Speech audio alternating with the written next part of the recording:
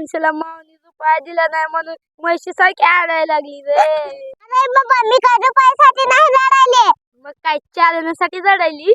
अरे बाबा नाही रे, माझी माऊ मेली म्हणून मी रडायले. गप माणसे रडू नको, गप गप माणसे रडू नको. रडू नको ग मानसी. आता माव गेली तर काय झालं? पुढल्या जन्मात कुणाचं ते पोटी येईल की लहान लेकरू बनून. अरे भाड्या, आता ह्या लहान लेकराला कोण सांभाळेल? माझी माऊ. अगं दीदी, माझी माऊ कशाने मेली दीदी? माझी माऊ. गप ग माणसे, असं नको रडू. तुझं सगळं दुःख मला समजतंय. असं जनावरावानी नको रडू. तुझी माऊ लय चांगली होती ग, देवाला आवडली म्हणून नेली माणसे. असं नको रडू. अगं दीदी, का ग मला मारलंस तू? अगं मला सगळे म्हणतात तू लय चांगली, पण मला तुझ्या मावानी नाही रिक्स घ्यायचा. माणसे, मला का हाणलंस ग तू? अगं मला पण नाही घ्यायचा माझ्या मावानी रिक्स. खरंच का ग साक्षी? माणूस चांगला असल्यावर देवाला लय आवडतोय का? दिसा ना का माणसाची माऊ चांगली होती म्हणून तर देवाला आवडली. असं काय? मी आता जगातला सगळ्यात बेकार माणूस होणार आहे आणि अख्ख्या दुनियावर राज करणार. तुम्ही सरका बाजूला आहे. माऊला मी कुठं काय तयात फेकून येतो.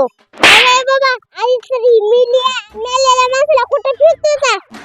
अगं मेलेल्या आहे तर मी तिला तिकडे जाऊन फेकतो आणि जगातला एकदम सगळ्यात पापी माणूस होतो आणि अख्ख्या जगावर राज करतो. तुम्हाला तर आता घातलं शानच. ए बाई, तुझ्या घरी जा. माझी माऊ.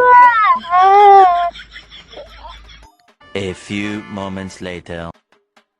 माणसं तुझ्या माऊने मरायच्या अगोदर माझ्या आईकडून 500 रुपये घेतले होते.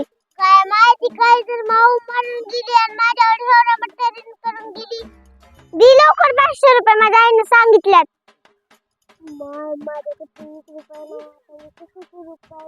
मी तुला घेतले तुझ्या ऐकून पैसे. माझेच पैसे हिच्या आईकडे आहेत. माणसे माझे पैसे हिच्या आईकडे आहेत काय? माणसे, मी तर माणसाला दिसत बी नाही. आता काय करू? अगं माणसं दिगी काय तोंड बघायला लागली. अगं आता माझ्याकडे 1 रुपया नाही. उद्या त्याला तुला मी तुझे 500 रुपये देते. अगं भवानी, माणसे माझे का केस आवडले? मी का तुझे केस आवडले? तर मला माहित आहे तुला पैसे मागितले म्हणून राग आला म्हणून माझे केस आवडले. अगं नाही ग बाई, मी तुझे केस नाही आवडले, खरंच नाही आवडले. तू आवडले तर आता थांब, माझ्या आईलाच नाव सांगते.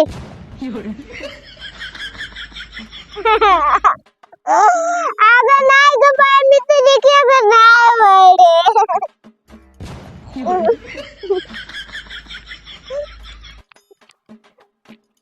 बरं झालं माझी माँ मेली, मला मोकळं सोडून गेली. मला नुसतं काम सांगायची, इकडे जा, पाण्याला जा, भांडे घाल, धुणं धु. माणसे, काय नको बोलू, मला माहिती आहे विनायक दादा माझी माँ मेली म्हणून. तुम्हाला विचारायला आला तू जेवलीस का नाही म्हणून.